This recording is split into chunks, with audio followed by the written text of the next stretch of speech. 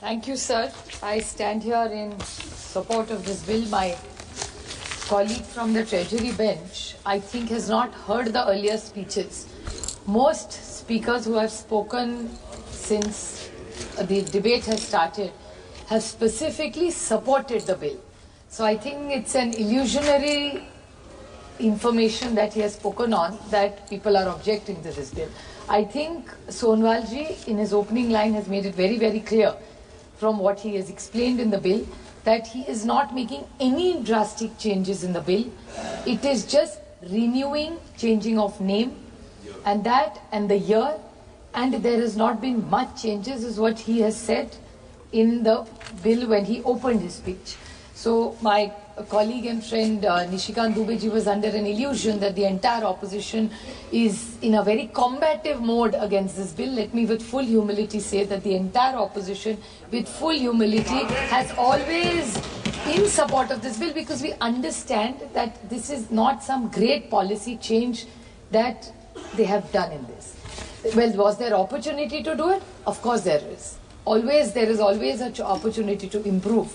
But I would like to ask specific questions, since it came from the Treasury bench, that they have said they have made it far more transparent than it was. I would like to ask the Honourable Minister in his reply to explain to us the comparison of earlier it wasn't transparent and today it is transparent. Like a small example they gave, that if it's one of the countries you don't want to work with or you don't have trade with, and the goods from that country come to our country, the country of origin would always be known, and then we can take a decision. So since this is a very serious policy comment that has come from the Treasury bench, I would seek a clarification from the Honourable Minister of what is the status before and what it is today. Well, in this maritime trade that we are talking and maritime commerce, well, India in this entire global trade, we have a large seashore. And from the state where you come from, Tamil Nadu, where I come from, Premchandraji comes from, we have a big coast. And we have been, over the years, we have all tried to develop all our ports to generate more trade and more jobs for all our people. Well, given the economy of the country today, the rupee where it stands today, imports is something that this government should be very, very concerned about. As long as we are exporting, we are in a very good position. But I am not sure what really of levels of trade are we doing right now. I would like to bring a small thing to the Honourable Ministers. Many points have made that there are new provisions which will to make ease of doing business. Now, ease of doing business actually was a global bank word. That ease of business has even stopped. So their government is still using it selectively. When it suits us, they say it's ease of doing business, we have done better, and there are some days they say, oh, it doesn't even matter whether we are a part of ease of doing business. But I would like to ask that, is there an appeal authority? Suppose now they have made this change, what he's saying is being very transparent. Any bill when you bring in, there have to be checks and balances, sir. I want to ask, because there is a comment in the statement of objectives, number 3 point, they said, the new provision is proposed to be incorporated to empower the central government to issue directions to carry out provision of proposed legislation.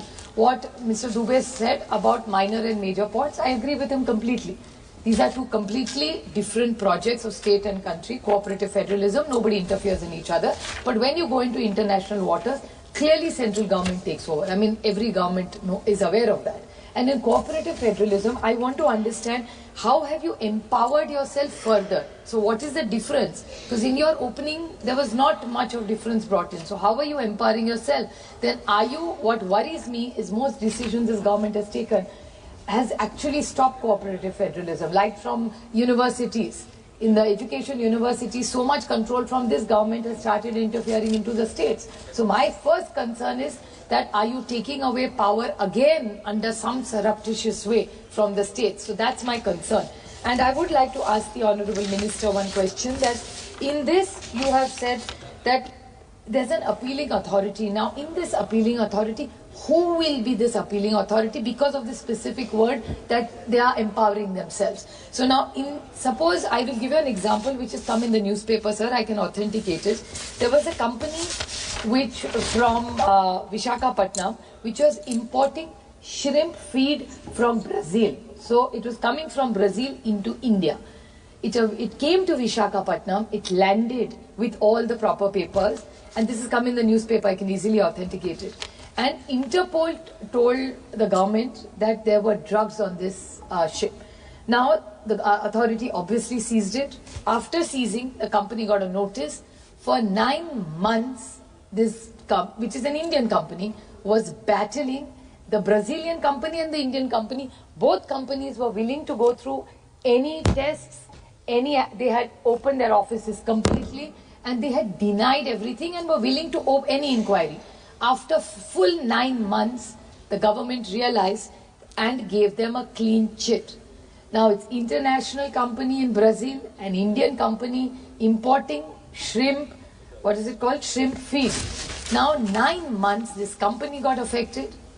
They had to pay huge tariffs because it was just parked there for 9 months, and their business collapsed for 9 full months. Look, if they're a large organization, maybe can afford it.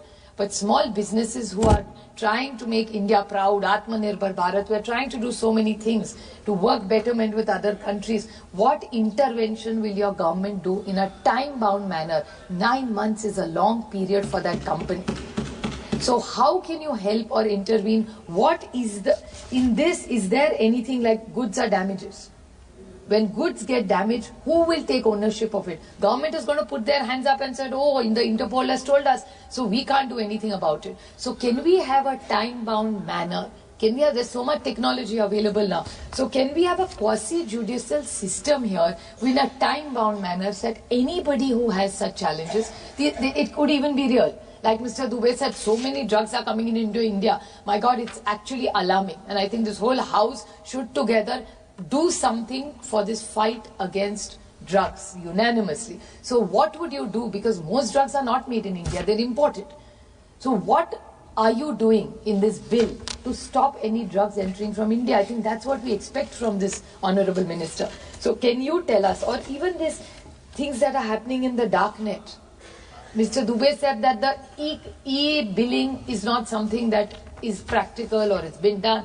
My question to the government is so much, which even Mr. Premchandran said, with so much technology coming in, which you can call it a disruption or you can call it to help us. What technology, could have we not used more technology in this leading bill? So can you specifically tell us how you're going to protect the Indian businessmen in this? Because this bill has to be for our Indian people. So I urge you to seriously consider, if required, you can take all this feedback, strengthen the bill. We support it even in the case it is.